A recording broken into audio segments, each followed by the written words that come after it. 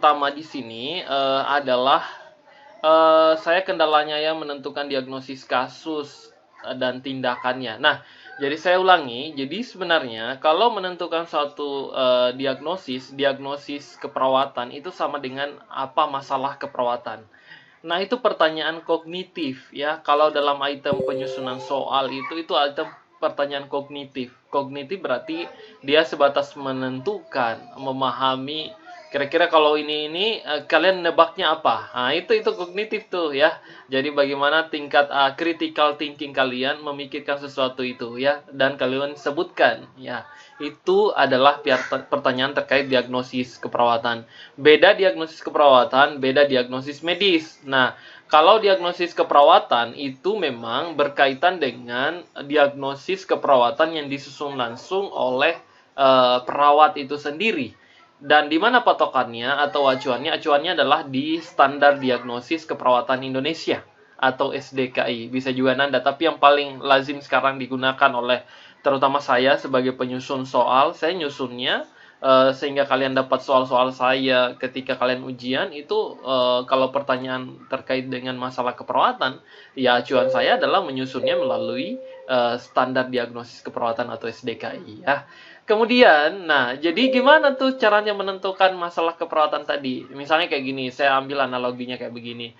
Ada bayi, ada anak usia jangan bayi, usia anak 5 tahun masuk ke puskesmas, ibunya mengeluh, aduh anak saya ini udah diare nih, udah seminggu ini diarenya. Kira-kira kalau dia ungkapkan itu di depan kalian dan kalian sudah mulai melakukan pengkajian, ternyata ada mata cekung, turgor kulitnya mulai jelek, kemudian segala dia menjadi lemah, kemudian mata cekung dan seterusnya seperti tadi, output urinnya menurun, inputnya memang nggak ada sama sekali, dia nggak bisa minum, pokoknya betul-betul diare, apa yang diminum itu atau dimakan itu langsung dimuntahkan, dan ini sudah terjadi sejak seminggu yang lalu. Kira-kira ini kalau ditanya sebagai kalian ini perawat, apa nih masalah keperawatannya? Nah, itu sama artinya, apa nih diagnosis keperawatan? Ya, apa diagnosis keperawatannya? Jadi kalau kayak begini berarti diagnosis keperawatannya adalah apa? Hipovolemia, bukan lagi diare. Memang bagian dari gejala ada loh, masalah keperawatannya ada diare. Di SDKI itu bisa kalian lihat, ya, ada diare. Tapi ini sudah tingkatannya di atas dari diare. Kenapa? Data yang mendukungnya itu lebih cenderung, justru lebih condong adalah ke masalah kekurangan volume cairan. Nah, apa masalah keperawatannya yang tertulis di SDK itu? Hipovolemia atau kekurangan volume cairan. Itu yang benar, ya. Nah, sekarang pertanyaan yang berbeda, apa tindakannya?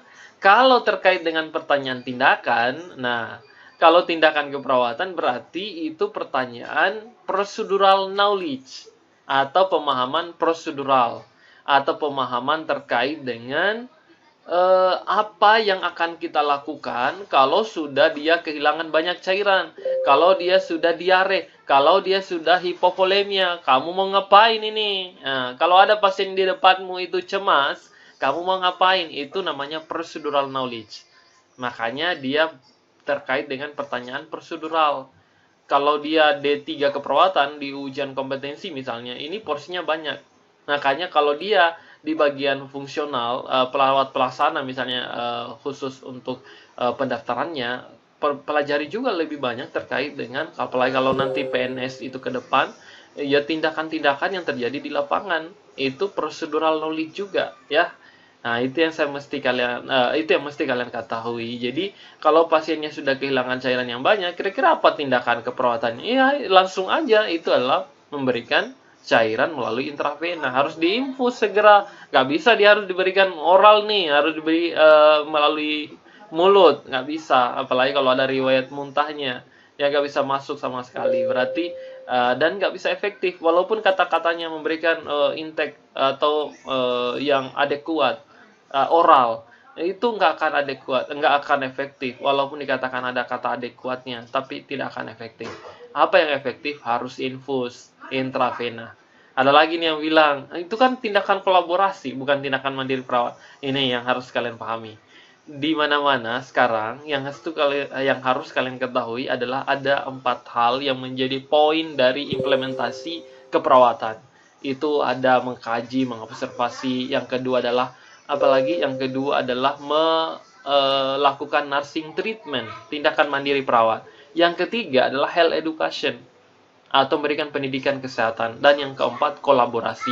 4 hal ini sudah menjadi tindakan keperawatan, hanya saja beda lingkupnya. Ada yang tindakan kolaborasi, ada yang tindakan itu adalah pendidikan kesehatan, itu juga adalah tindakan keperawatan dan masuk pada implementasi keperawatan. Makanya kalau di ujian kompetensi misalnya, itu sudah nggak ada pertanyaan apa tindakan kolaborasi, yang adalah apa tindakan keperawatan. Berarti arah kita sudah pada tindakan keperawatan. Kalau di sini hanya adalah kolaborasi pemberian cairan intravena, itu tindakannya, tapi tindakan tadi adalah tindakan kolaborasi.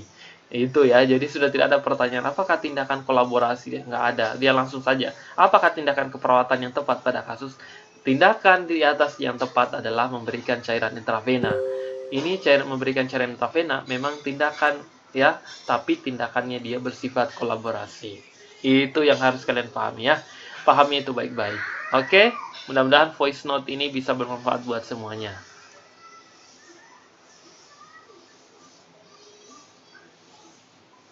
Oke, jadi sahabat semua, perkenalkan, ini adalah salah satu metode bimbingan kami di proses persiapan SKB ya. Jadi ada yang lagi menyiapkan diri untuk menjadi PNS ya. Mudah-mudahan mereka semua bisa menjadi PNS yang amanah, jujur, dan tentunya bisa diterima di masyarakat dan bermanfaat untuk semuanya. Ini voice note semua nih ya. Jadi begitu cara bimbingannya di dalam. Dan tentunya ada juga bank soal nih. Nah, bank soalnya ini. Lihat nih bank soalnya. Jadi kalian bisa akses semua bank soal dari seleksi soal kompetensi bidang. Nah, ini ada undang-undangnya, ada aturan-aturannya, banyak sekali file-filenya nih. Petunjuk teknis, ada terkait dengan apa saja nih ya. Bank soal ya, undang-undang. Ada juga terkait dengan soal nih. Nah, nih ya.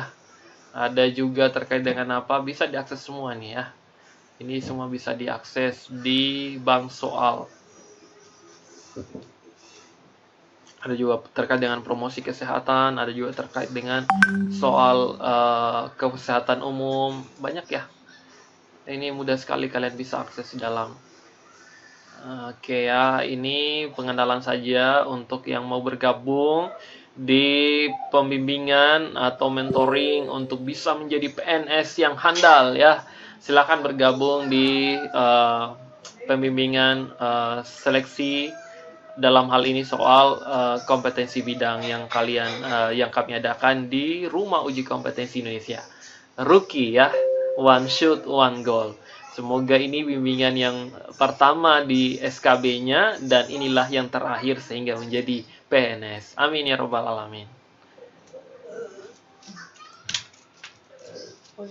Kalau mau akses, kalian bisa langsung ke link di kolom komentar ya.